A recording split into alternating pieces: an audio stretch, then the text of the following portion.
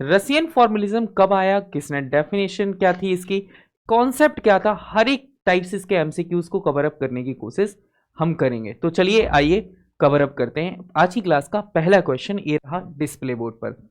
आपको इत्मीनान के साथ आपको 30 सेकंड का टाइम दिया जाएगा। 30 सेकंड में आपको ये क्वेश्चन सॉल्व करना है। तो क्या आप सभी लोग तैयार हैं?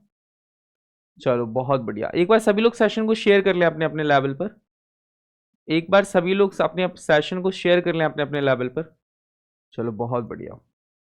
चले, तो आपको पता है क्वेश्चन आपसे पूछा गया है, arrange the following terms in chronological order of the emergence.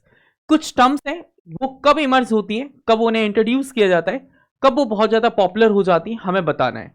कौन सा? आपके पास कुछ टर्म्स हैं, हैज लिखा हुआ है, heresy of paraphrase, stream of consciousness, practical criticism, डीफैमिलियराइजेशन।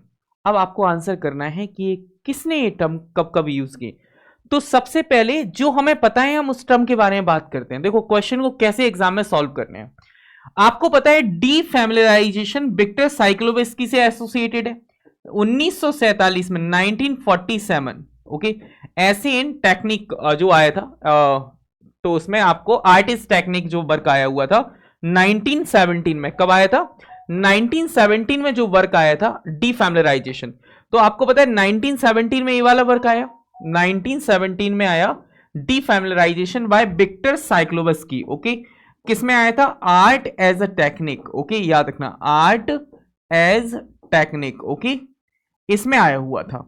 इसके बाद हम बात करते हैं यहां पर, फिर आपके सामने stream of consciousness. Stream of consciousness आपको देखने को मिलता है 1890s में। ओके, कब देखने को मिलता है? 1890 में आपको स्ट्रीम ऑफ कॉन्शियसनेस आपको देखने को मिलेगा। ओके, और आपको पता है प्रैक्टिकल क्रिटिसिज्म, प्रैक्टिकल क्रिटिसिज्म 1929 में आता है। आई.ए. रिचार्ड से एसोसिएटेड था, आई.ए. रिचार्ड से एसोसिएटेड था। ओके, इसका मतलब हम समझ गए पहले 1819, तो मतलब बी पहले आना चाहिए। तो देखो ए वाला आंसर नहीं हो सकता और ए वाला भी आंसर नहीं हो सकता। बी के बाद डी डी लिखा हुआ है तो डीफैमिलियराइजेशन हो गया, या तो ए आएगा या तो सी आएगा। ओके, याद रखिएगा, भूलना नहीं है बिल्कुल भी। और पैराफ्रेज जो आया था वो 1947 में आया था, तो मतलब सबसे लास्ट में आया आपके पास कौन सा है? पैराफ्रेज। तो इसका मतलब ए लास्ट में आया, तो करेक्ट आंसर क्या हो जाएगा? Third is the correct answer. Okay, तो third is the correct answer. अब यहां से बात को एक एक करके समझना। एग्जैक्टली में 1947 में आया था ये क्लिंथ ब्रुक्स ने एक कॉन्सेप्ट दिया था। किसने दिया था? Bye क्लिंथ brooks. ओके, याद रखना, CLENTH, क्लिंथ ब्रुक्स ने एक कॉन्सेप्ट दिया था। क्लिंथ ब्रुक्स ने क्या दिया था? कॉन्सेप्ट दिया हुआ था पैराफ्रेज का। ठीक है, तो स्ट्रीम ऑफ कॉन्शियसनेस आपको पता लग गया, प्रैक्टिकल क्रिटिसिज्म आपको पता लग गया, डीफैमिलियराइजेशन आपको पता लग गया, पैराफ्रेजेस आपको पता लग गया। तो सबसे पहले आया था स्ट्रीम ऑफ कॉन्शियसनेस 1819, तो बी पहले आएगा। फिर 1970 में आया था आपके पास डीफैमिलियराइजेशन, फिर प्रैक्टिकल क्रिटिसिज्म एंड फिर पैराफ्रेजेस। ओके, तो आपको ये सीक्वेंस याद रखना है, BDCA। क्या आंसर सीक्वेंस याद रखना है? BDCA। चले, इसके बाद हम चलते हैं नेक्स्ट क्वेश्चन की तरफ। यहां पर चलेंगे, आता है क्वेश्चन नंबर सेकंड। कहते हैं which two terms among the following are associated with formalist criticism। कौन सी वो दो टर्म हैं जो कि फॉर्मलिस्ट क्रिटिसिज्म से एसोसिएटेड थी। तो आपको पता है आपके पास 30 सेकंड का टाइम मिलता है और आपको आंसर करना है ऑरा, एक्टेंट, नैरेटी एंड डीफैमिलियराइजेशन एंड फोरग्राउंडिंग। ओके, तो आपको पता है दो टर्म यहां पर कौन सी यूज है जो कि फॉर्मलिस्ट से एसोसिएटेड है, रशियन फॉर्मलिस्ट से एसोसिएटेड है। एक बार टाइम मुझे बता दीजिए, एक बार फटाक से टाइम बताइएगा।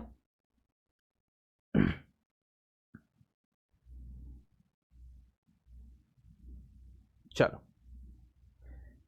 चलो, एंड होता है। तो आपको पता है ऑरा और एक्टेंट और नैरेटी यहां पर नहीं है, ना ही यहां पर नैरेटर का कॉन्सेप्ट है, ना यहां पर नैरेटी का कॉन्सेप्ट है।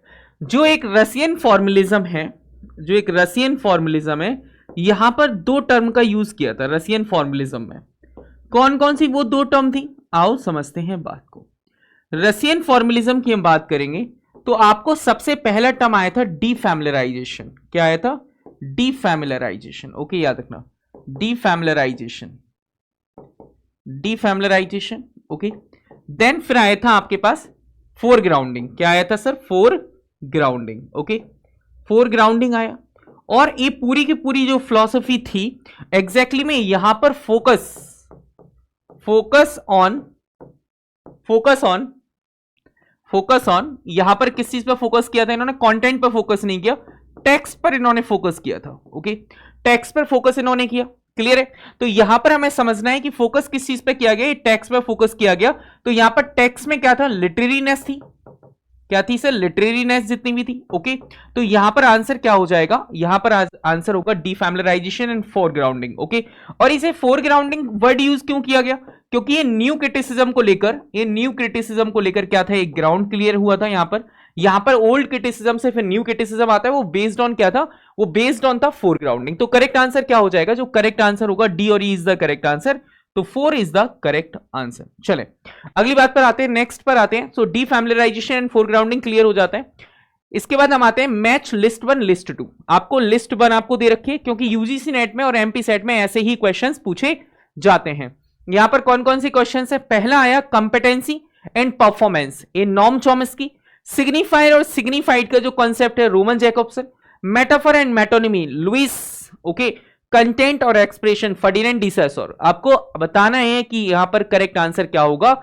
आपके पास ऑप्शन है, ये पूरी फिल इन द मैचिंग है, और आपको आंसर यहां से करना है। You have 30 second to answer this question. तो एक बार आंसर करके मुझे जरूर बताइएगा कि इसका क्या करेक्ट आंसर होगा।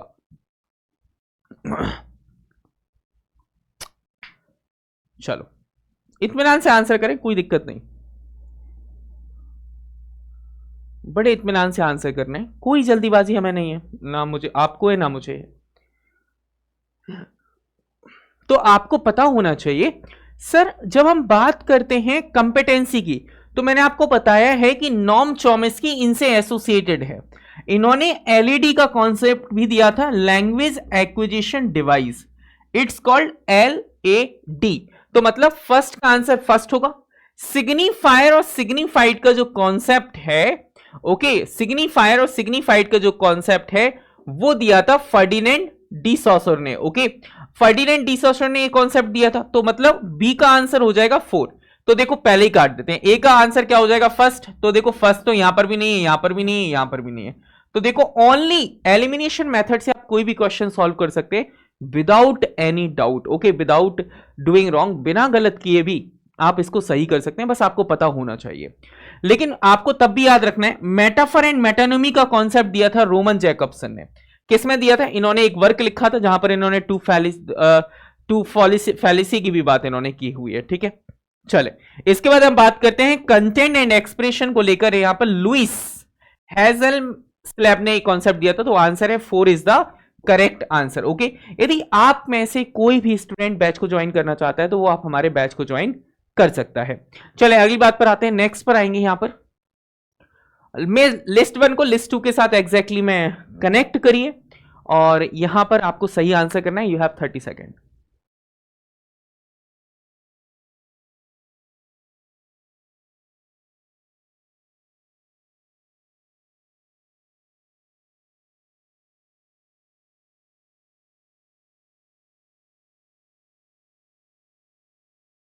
चले अगले आते हैं, इसका आंसर क्या हो जाएगा? तो आपको पता है, यहां से बड़े ध्यान से समझिएगा इस वाली कहानी को, थोड़ा सा टेढ़ी सी कहानी है। एक बार सभी लोग सेशन को शेयर कर लें, एक बार अपने अपने लेवल पर एक बार सेशन को शेयर कर लें। एग्जैक्टली में two aspect of language and two types of aphasic disturbances, okay. Metonymy की बात हुई और मेटाफर की बात हुई। किसकी बात हुई है? मेटोनिमी की बात हुई है, मेटाफर की बात हुई है। तो आपको पता है ये वो कॉन्सेप्ट किसने दिया था? एक कॉन्सेप्ट दिया था रोमन जैकब्सन ने। तो 4 का आंसर फर्स्ट होना चाहिए। तो देखो 4 का आंसर फर्स्ट यहां पर भी नहीं है, यहां पर भी नहीं है, यहां पर भी नहीं है, तो आंसर रहा ए का ए, ओके। उसके बाद जैक्यूज डेरिडा ने डिकंस्ट्रक्शन को लेकर ऑफ ग्रामेटोलॉजी पे काम किया, तो सी का आंसर होना चाहिए। सी का आंसर क्या हो जाएगा? जैक्यूज डेरिडा ने ऑफ ग्रामेटोलॉजी पे काम किया है। फर्डिनेंड डी सॉसर ने किस पे काम किया है? A course in general linguistics, okay, इनके प्रभु ने ही लिखा हुआ था। तो आपको पता होगा करेक्ट आंसर हो जाएगा। करेक्ट आंसर यहां पर क्या होगा, एक बार मुझे बताइएगा। फर्डिनेंड सोसर ने क्या किया, आ कोर्स इन जर्नलिस्टिक, तो थर्ड का ए का थर्ड होना चाहिए, सॉरी, यहां पर ए मैंने गलत बता दिया, ऑप्शन मैंने गलत बता दिया, एक्चुअली मैं आंसर सही बताया कि रोमन जैकobसन का वही है, मतलब डी का होना चाहिए फर्स्ट, तो डी का फर्स्ट ए रहा, टिक गलत हो गया, मैंने डी को ए कंसीडर कर लिया, कोई बात नहीं, सम टाइम हो जाता है। तो देखो डी का क्या हो जाएगा, ए हो जाएगा, और ए का क्या हो जाएगा, थर्ड हो जाएगा। क्लियर है? चलो आगे हम बात करते हैं, नेक्स्ट क्वेश्चन पे हम आते हैं। नेक्स्ट क्वेश्चन क्या है, हेलो, नेक्स्ट क्वेश्चन पे हम आते हैं, तो यहां पर लिखा हुआ है फर्डिनेंड डी सोसर की यदि हम बात करते हैं, तो फर्डिनेंड डी सोसर की हम बात करेंगे तो उनका कौन सा वर्क है, course in general linguistics, okay. And Edward Sapir की हम बात करेंगे तो यहां पर क्या हो जाएगा, इनका हो जाएगा लैंग्वेज, ओके, जैक्यूज डेरिडा का ऑफ ग्रामेटोलॉजी, रोमन जैकobसन का two aspect of language and two types of aphasic. तो करेक्ट आंसर क्या हो जाएगा, third is the correct answer, okay, third is the correct answer. चले आगे हम बात करते हैं, नेक्स्ट क्वेश्चन आपके सामने आता है, फिफ्थ नंबर का क्वेश्चन है, यहां पर हमें समझना है, नेक्स्ट पे हम आते हैं, लिखा हुआ है यहां पर कि who among the following theorist, इनमें से कौन से फॉलोइंग थ्योरिस्ट हैं जिन्होंने डिफाइन किया है नॉवेल को as a phenomenon multiform in style and variform in speech and voice, कि मल्टीफॉर्म है स्टाइल में और वेरीफॉर्म है स्पीच और वॉइस में, ओके। तो आंसर है E M Forster, Henry James, Mikhail Bakhtin और एरिक ऑरबच। और ये मैं आपको बता दूं ये सारे प्रीवियस ईयर क्वेश्चन है, जो भी क्वेश्चन अभी भी क्लास में लगा रहे हैं ये सारे प्रीवियस ईयर क्वेश्चन हैं, ओके, याद रखना ये सारे प्रीवियस ईयर क्वेश्चन हैं जो कि डिफरेंट एग्जाम्स में पूछे गए हैं, ओके, ये प्रीवियस ईयर क्वेश्चन है। तो नॉवेल को अलग अलग तरीके से डिफाइन करने वाले जो व्यक्ति थे वो थे मैखिल वक्तिन, ओके, याद रखना मैखिल वक्तिन जो थे वो थर्ड का is the correct answer. Clear है कहानी? चलो नेक्स्ट हम आते हैं, अगले कॉन्सेप्ट आपके सामने आता है, which one of the following statements by Roman Jakobson is true about metaphor and metonymy. तो आपको पता है मेटाफर और मेटोनिमी को लेकर इनमें से कौन सा ऑप्शन है वो सही है, तो एक बार प्लीज मुझे कमेंट करके जरूर बताएं। मेटाफर एंड मेटोनिमी को लेकर इनमें से कौन सा स्टेटमेंट सही है, इन्होंने उसे कैसे डिफाइन किया था। आपको पता है मेटाफर को इन्होंने सिमिलैरिटी के फॉर्म में दिखाया था, याद आ रहा होगा, सिमिलैरिटी के फॉर्म में दिखाया इन्होंने। मेटाफर को क्या किया, इन्होंने सिमिलैरिटी के फॉर्म में दिखाया। जो मेटाफर है वो क्या है सर, सिमिलैरिटी के फॉर्म में दिखाया, सिमिलैरिटी के फॉर्म में दिखाया, ओके। एंड जो मेटोनिमी है, ओके, इसको किस फॉर्म में दिखाया सर, मेटोनिमी को हम कह सकते हैं यहां पर, या हम कह सकते हैं कॉन्टिग्यूटी के फॉर्म में दिखाया। किसके फॉर्म में दिखाया सर, कॉन्टिग्यूटी के फॉर्म में दिखाया गया है, याद रखिएगा। चलें तो अब इसके अकॉर्डिंग आप आंसर करके बताएं कि क्या होगा, what should be the correct answer, क्या करेक्ट आंसर होना चाहिए। चलो नेक्स्ट क्वेश्चन पर हम आते हैं। नेक्स्ट क्वेश्चन है कि which one of the following statement by Roman Jakobson is true about metaphor and metonymy. Metaphor is alien to the continuity disorder, whereas metonymy is alien to similarity disorder. Metaphor is alien to the similarity and disorder, and metonymy the continuity disorder. Okay, तो यहां पर देखना इन्होंने both similarity disorder, ये तो हो ही नहीं सकता, okay. Metaphor is a common to both, ये भी नहीं है, तो करेक्ट आंसर हो जाएगा second is the correct answer, second is the correct answer. चलें अगले क्वेश्चन पे हम आते हैं, नेक्स्ट क्वेश्चन पे हम बात करेंगे,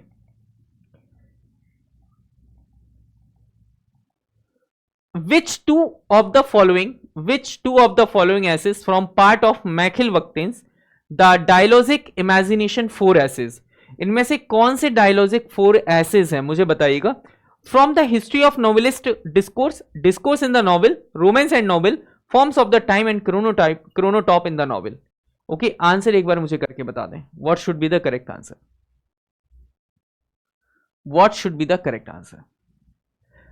एग्जैक्टली में मैखिल जो थे ना, मैखिल वक्तिन जो थे, एग्जैक्टली में यहां पर इन्होंने discourse in the novel, okay, क्या लिखा हुआ है sir, discourse in the novel, और दूसरा इन्होंने forms of time and chronotope in the novel. तो आपको पता है डायलॉजिक इमेजिनेशन में 4 एसेस की हम बात करते हैं, तो इनमें से बी और डी करेक्ट आंसर हो सकता है। ओके, बी और डी करेक्ट आंसर हो सकता है। तो करेक्ट आंसर क्या हो जाएगा? बी और डी, मतलब 4 is the correct answer. Okay, चलें नेक्स्ट पर हम बात करते हैं। अगला आपको लिस्ट 1 से लिस्ट 2 को क्या करना है? कंपैरिजन करना है, आपको फिल इन द मैचिंग करनी है। Take your time. आपके सामने आया है the poetics of prose, okay, Stanley Fish, problems of Dostoevsky poetics, टैजिफ्टन, okay, surprised by sin, Mikhail Bakhtin, the way women write, Mary Hiatt. Okay, ये चारों आपको कनेक्ट करने हैं कि कौन सा ऑप्शन सही हो सकता है। सो एक बार प्लीज मुझे कमेंट करके बताएं।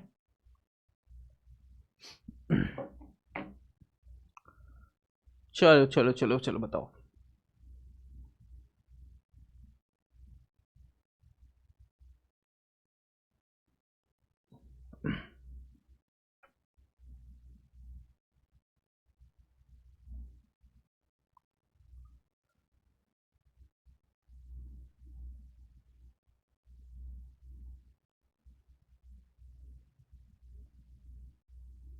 चले, तो इसके आंसर हम क्या करेंगे? सर इसका आंसर क्या होगा, एक बार मुझे आंसर करके बताएं। ऑप्शन आपके सामने ए रहे हैं। You have 30 second to answer this question.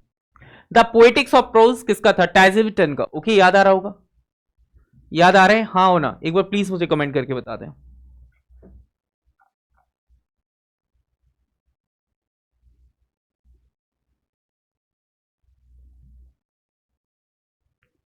चलो नेक्स्ट क्वेश्चन पे चलें। चलो नेक्स्ट क्वेश्चन में चलते हैं और आंसर आपको बताते हैं। ये आंसर इसका डिटेल देख लीजिएगा। नेक्स्ट पर हम आते हैं। लिस्ट 1 को लिस्ट 2 के साथ आपको क्या करना है? आपको रिलेट करना है। आपके पास ऑप्शन है बैरी कॉलिज, Martin Heidegger, okay, Dyson, Sigmund Freud, paraphrasis, Levi Strauss और पॉलीफोनी, मैकेल वक्तिन। आपको करेक्ट करके आंसर बताना है क्या होगा। What should be the correct answer? ये रहे आपके पास ऑप्शन, ये रहे आपके सामने ऑप्शन।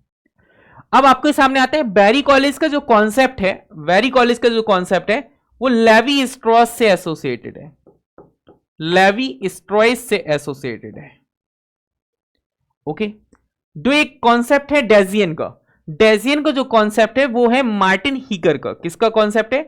मार्टिन हीगर का कॉन्सेप्ट है। ओके, याद रखना किसका कॉन्सेप्ट है? मार्टिन हीगर का कॉन्सेप्ट है। ठीक है, पैराफ्रेजेस आपको पता होगा, पैराफ्रेजेस सिगमंड फ्रॉइड ने दिया था ये कॉन्सेप्ट। किसने दिया था? सिगमंड फ्रॉइड ने दिया था।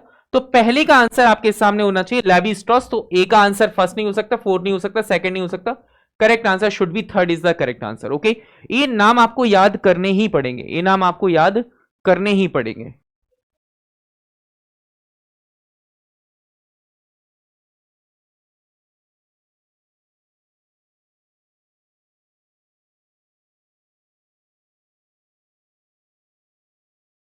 चले इसके बाद हम बात करते हैं। चले नेक्स्ट पर हम आते हैं। नेक्स्ट आपको देखना है, यहां पर लिखा हुआ है नेक्स्ट क्वेश्चन कि विच of the following theorist identities, इनमें से कौन सी थ्योरिस्ट की आइडेंटिटीज हैं जो कि मेटोनिमी और metaphor as two fundamental structure of language, कि ये दो फंडामेंटल स्ट्रक्चर हैं।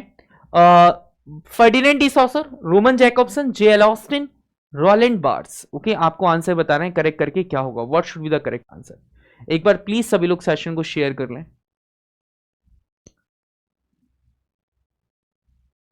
आपको याद है कि एक इन्होंने एक वर्क लिखा था रोमन जैकobson ने, to aspect of language, to aspect of language, to aspect of language,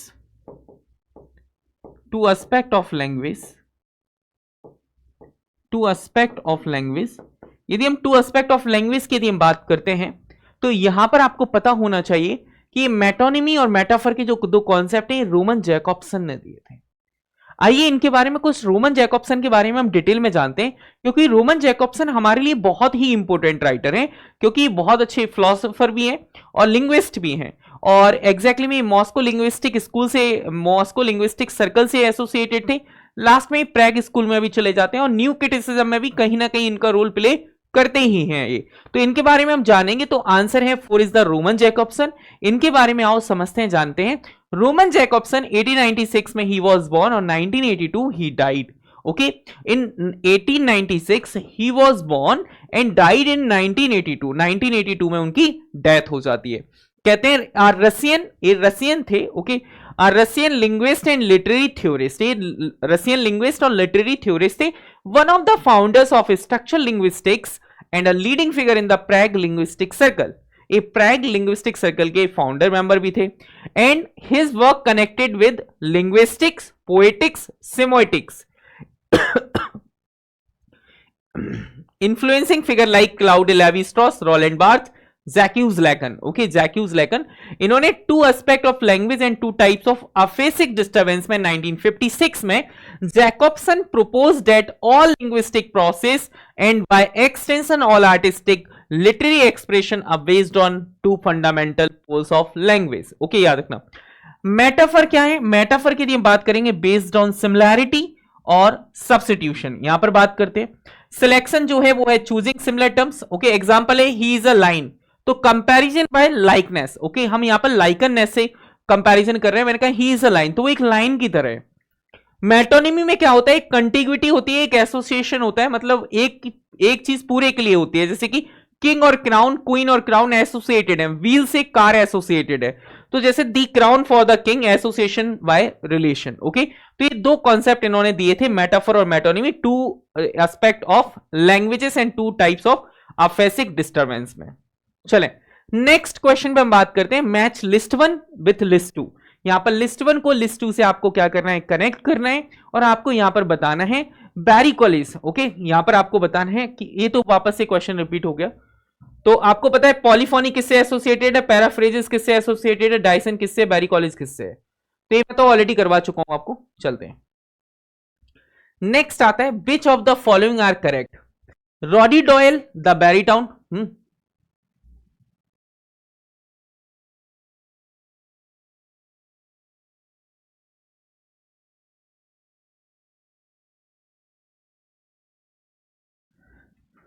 Rudy Doyle, The Barrytown Trilogy, Abraham Stoker, Confession of an Irish Rebel, C.S. Lewis, The Chronicles of Narnia, okay, Narnia, और यहां पर Brendon बहन डैरिकुला और Ilion कॉल्फर Artemis foul. इसको भी हमें बहुत तरीके से समझना होगा, बहुत अच्छे से पढ़ना होगा। ये लिटरेरी थ्योरीज इतनी पूछे जाने लगी हैं, इतनी लिटरेरी थ्योरीज पूछे जाने लगी हैं कि मैं शब्दों में आपको नहीं बता सकता। मतलब यहां पर मैं कह रहा हूं सिर्फ और सिर्फ लिटरेरी थ्योरी, याद रखिएगा, तो बहुत इंपॉर्टेंट है यहां पर। तो एग्जैक्टली में हम बात करेंगे तो यहां पर कौन कौन से which of the following are correct, तो यहां पर रॉडी डॉयल ने द बैरीटाउन ट्रायलॉजी लिखा हुआ है, बिल्कुल लिखा हुआ है, ओके। तो यहां पर हम बात कर सकते हैं, तो ए, सी और ई, मतलब सी भी सही है, एससीएस ने क्रॉनिकल नॉरिनिया लिखा हुआ है, और ई में इयन कॉफलर ने एरिटेमिस फाउल भी लिखा हुआ है, तो ए सी इज द करेक्ट आंसर। चलें इसका हम डिटेल हम आपको समझाने की कोशिश करते हैं कि अच्छे से समझा सकें। रेडी डॉयल, ओके, पहला आता है रोडी डॉयल की हम बात करते हैं, तो the Barrytown trilogy, okay, the Barrytown trilogy की हम बात करते हैं। तो Roddy Doyle was born in 1958 when the Barrytown trilogy which humorously portray working class life in Dublin. The trilogy include 3 novels, इसमें 3 नॉवेल एक्चुअली में इंक्लूड थे, the commitment, The Snapper, The Van, 1991, 1990, 1987. All centers around the Ravity family are set in the fictional suburb of Barrytown. Okay, याद रखना है।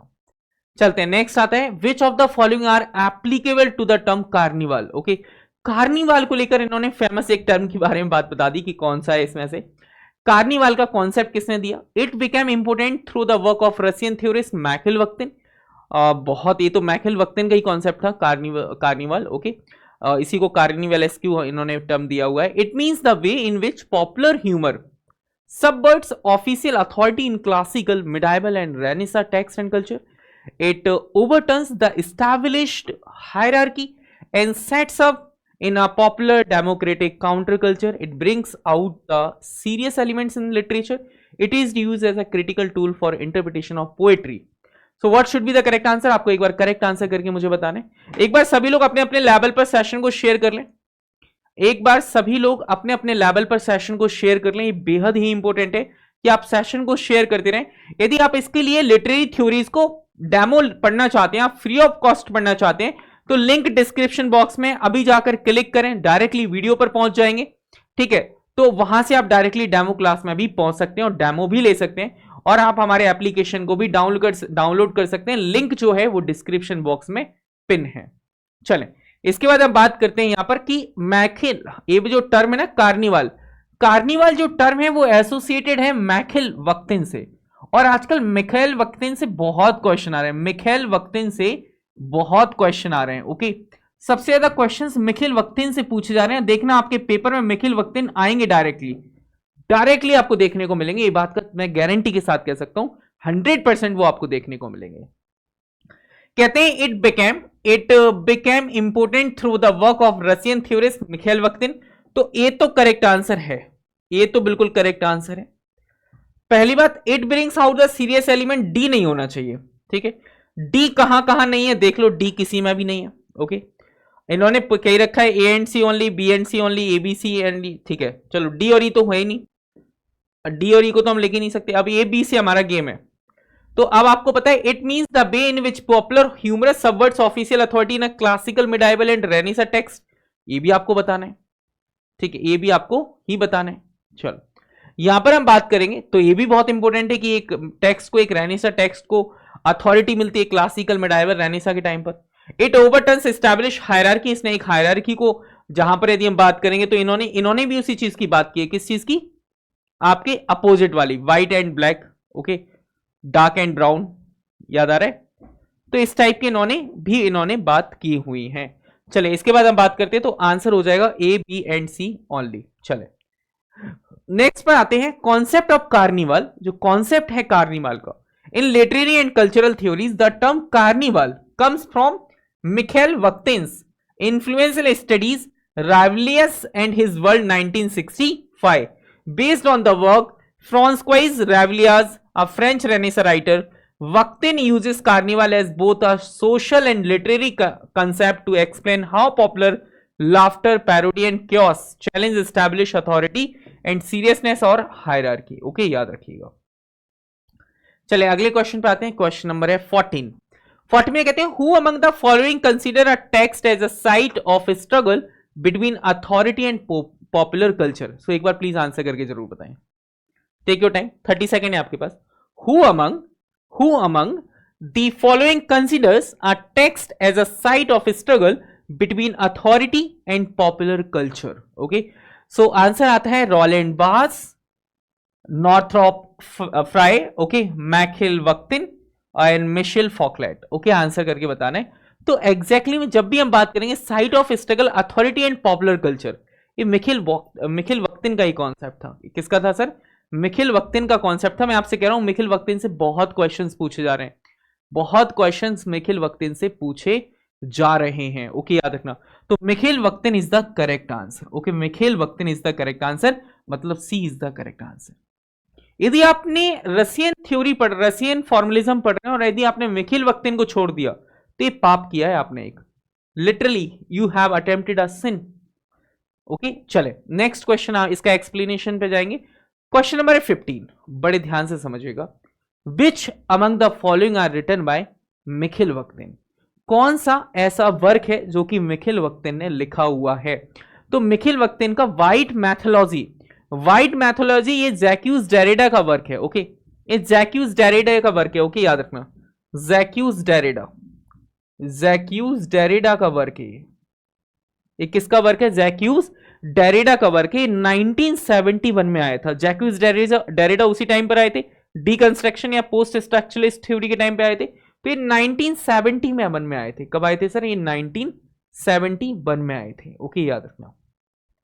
इसके बाद हम बात करते हैं 1971 में किसने लिखा था? White Mythology was written by Jacques Derrida in 1971। Okay, अब आपको पता है यहां पर लिखा हुआ है Freudianism a Marxist critique written by Mikhail Bakhtin, ये 1927 के आसपास लिखा था। ओके, ये वर्क जो है वो मिखाइल वक्तिन ने लिखा था। किसने लिखा था?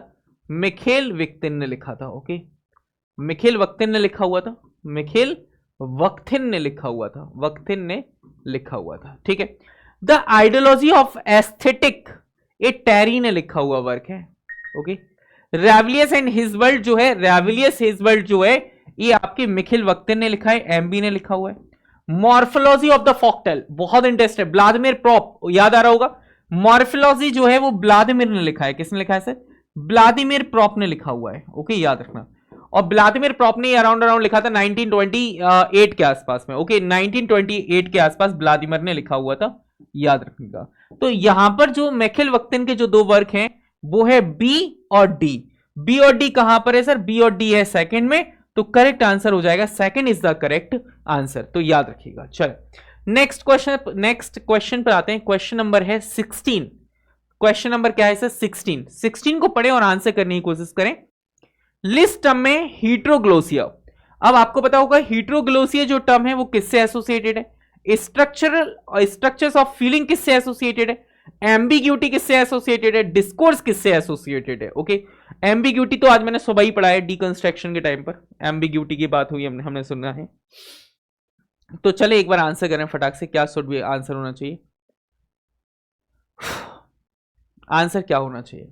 पहली बात, हीट्रोग्लोसिया जो टर्म है, जो हीट्रोग्लोसिया टर्म आती है, ओके, हीट्रोग्लोसिया जो टर्म है ये मिखिल वक्तिन से है, तो ए का आंसर होना चाहिए थर्ड। ए का आंसर क्या होना चाहिए? Third is the correct answer. Okay, A का थर्ड है। स्ट्रक्चर्स ए का थर्ड हो गया। स्ट्रक्चर्स ऑफ फीलिंग जो है वो रेमंड विलियम से ही एसोसिएटेड है। ओके, एम्बिग्यूटी जो है वो विलियम इम्सन से है। ओके, डिस्कोर्स जो है वो मिसिल फॉकलेट से हो जाएगा। क्लियर कहानी? तो आपको मैं ये बात बताना चाहता हूं कि यदि आपको एक आंसर भी पता है आप क्वेश्चन पूरा सही कर सकते हो। जैसे कि हीट्रोग्लोसिया टर्म याद रहना चाहिए, ये मिखिल वक्तिन से एसोसिएटेड है, तो करेक्ट आंसर क्या हो जाएगा? मिखिल वक्तिन से एसोसिएटेड है, मतलब ए में ही सिर्फ थर्ड है। और ये यूजीसी नेट का क्वेश्चन है, ऐसा नहीं है कि कंफ्यूजन में कहीं आ गया हो, ये यूजीसी नेट का क्वेश्चन है और एमपी सेट में भी पूछा गया है इनसे रिलेटेड कॉन्सेप्ट। तो आंसर क्या हो जाएगा sir? A is the correct answer. Okay fine, चलते हैं नेक्स्ट कॉन्सेप्ट पर चलेंगे। नेक्स्ट आता है आपके सामने, मैच लिस्ट 1 विद लिस्ट 2। आपको लिस्ट 1 को लिस्ट 2 से एसोसिएटेड करना है और आंसर करने की कोशिश करना है। टेक योर टाइम, बड़े ध्यान से पढ़िए, आप 1 मिनट लीजिए। लिखा हुआ है यहां पर कोरा, कार्निवलाइजेशन, ओके, कॉन्ट्रापेंचुअल रीडिंग एंड एक्रेचर फेमिनाई। ओके, ये किस किस से एसोसिएटेड है? एक बार प्लीज मुझे कमेंट करके जरूर बताएं।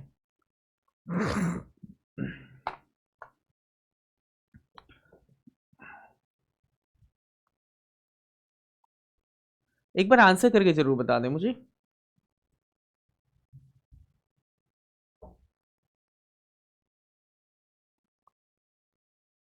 तो आपको पता होना चाहिए सर एक चीज, यदि आपको पॉइंट नहीं आया, मान लेते हैं कि जूलिया क्रिस्टेवा से एसोसिएटेड है कोरा। ओके, जो कोरा है वो जूलिया क्रिस्टेवा से एसोसिएटेड है, लेकिन मुझे दूसरे वाले का भी आंसर पता है, जो कार्निवाल वर्ड है ये मिखिल वक्तिन से एसोसिएटेड है। इसका मतलब ए और बी का मतलब आ रहा है, ये वाला आप ऑप्शन देख सकते हैं कहां पर आया, ए का थर्ड और बी का, ए का सेकंड बी का थर्ड। ओके, ए का सेकंड बी का थर्ड ए रहा, बाकी भाड़ में जाए, हमें पता है या नहीं पता, लेकिन हमारे तो 2 क्वेश्चन, ये 2 नंबर बन गए ना। ऐसे क्वेश्चंस को सॉल्व करना है जो टर्म आसान है, जिन्हें आप बहुत अच्छे से पढ़ सकते हैं, आप उन्हें रट लो, मतलब आपके दिमाग में छपा होना चाहिए। जैसे कोरा वर्ड आ गया जूलिया क्रिस्टेवा से, तो है। कार्निवल आ गया, ये किससे है? ये एग्जैक्टली मैखिल वक्तिन से है, तो है। ओके, यदि आपके सामने मेटाफर मेटोनिमी आते हैं, रोमन जैकब्सन है, याद है? टू एसिफिक वो आपके डिफिकल्टीज यदि आ रही हैं तो वो एग्जैक्टली में किससे एसोसिएटेड है? विक्टर साइक्लोबस्की से एसोसिएटेड है, रोमन जैकब्सन से ही एसोसिएटेड है। चलें आगे हम बात करते हैं। नेक्स्ट पर हम आएंगे, तो करेक्ट आंसर है B is the correct answer. चलते हैं अगले क्वेश्चन पर। नेक्स्ट क्वेश्चन पे आएंगे, मैच लिस्ट 1 विद लिस्ट 2। यहां पर लिस्ट 1 को लिस्ट 2 से एसोसिएटेड करना है। ओके, तो ऑप्शन आता है, एक आता है cultural industry, anxiety of influence, cultural materialism और डायलॉगिज्म। ओके, तो एक कॉन्सेप्ट डायगोलिज्म का जो कॉन्सेप्ट है ये किसने दिया था? ये सारी बातें एक बार मुझे फटाक से बताइएगा।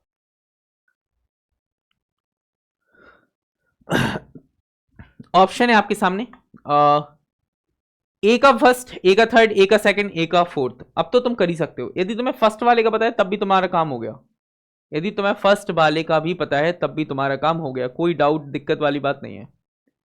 ठीक है, तो आपको पता होना चाहिए कल्चरल इंडस्ट्री जो है वो एड्रनो एंड हॉकमेयर से एसोसिएटेड है, तो करेक्ट आंसर क्या हो जाएगा?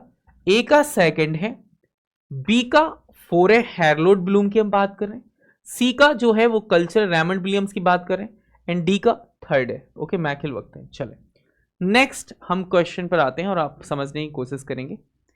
तो इसको पूरा एक्सप्लेनेशन मैंने दिया है। यदि आप इस क्लास के बाद इस पीडीएफ को लेना चाहते हो तो इस क्लास की जो ये पीडीएफ है ये आपको मिल जाएगी हमारे टेलीग्राम चैनल सफलता आईएएस पर। ओके, वहां पर से आप डायरेक्टली अपलोड कर सकते हैं बेफिक्र होकर। चलें आगे हम आते हैं, क्वेश्चन नंबर आते हैं 19 पर, और आज की क्लास का हमारा लास्ट क्वेश्चन रहने वाला है।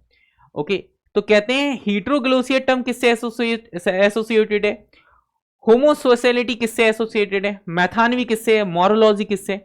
तो एक बार प्लीज आ जाएं और एक बार आंसर जरूर करें, एक बार जल्दी से बताइएगा।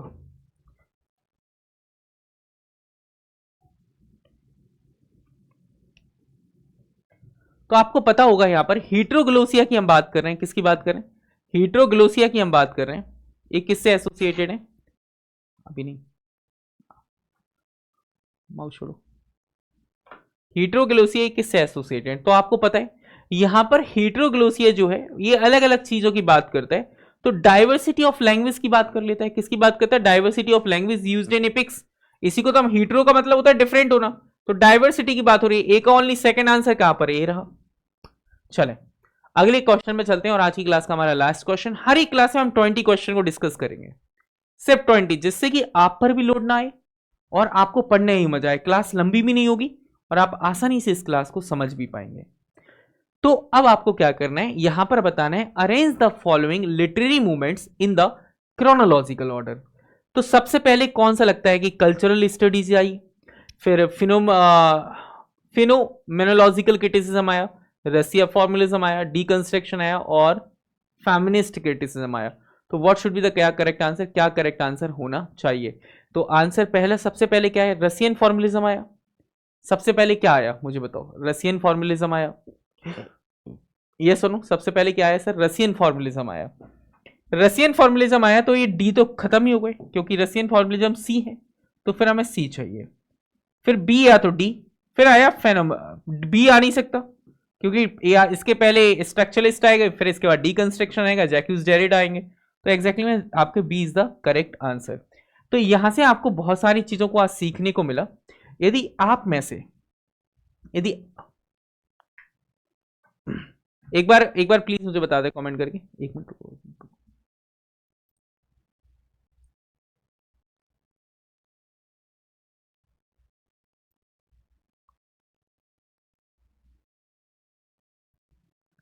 यदि आप इस क्लास की पीडीएफ लेना चाहते हैं तो इस क्लास की पीडीएफ लेने के लिए आप हमारे टेलीग्राम चैनल की जो लिंक है वो कमेंट बॉक्स में पिन है और डिस्क्रिप्शन बॉक्स में भी है। तो आप अभी जाइए, आप हमारे क्लास टेलीग्राम चैनल को ज्वाइन करिए, इंग्लिश विद कार्तिक सर को। वहाँ पर ये क्लास अपलोड कर दी जाएगी, इस क्लास की पीडीएफ भी वहीं पर आपको मिलेगी। तो बहुत अच्छे से आप पढ़ाई करना चाहते हैं तो आप हमारे एप्लीकेशन कार्तिक सर ऑफिशियल को भी डाउनलोड कर सकते हैं। इस एप्लीकेशन में आपको बहुत कुछ मिलेगा, जहाँ पर आपको मोर देन 20,000 से ज़्यादा MCQs आपको मिलने वाले हैं, और बहुत अच्छे से मेहनत आपको कराई जाएगी। आप एकलव्य बैच को भी आप ज्वाइन कर सकते हैं, और ज़्यादा इन्फॉर्मेशन के लिए आप कॉल कर सकते हैं 8269012344 नंबर पर। तो थैंक यू सो मच, हंसते रहें, मुस्कुराते रहें, खुश रहें, बाय बाय, टेक केयर।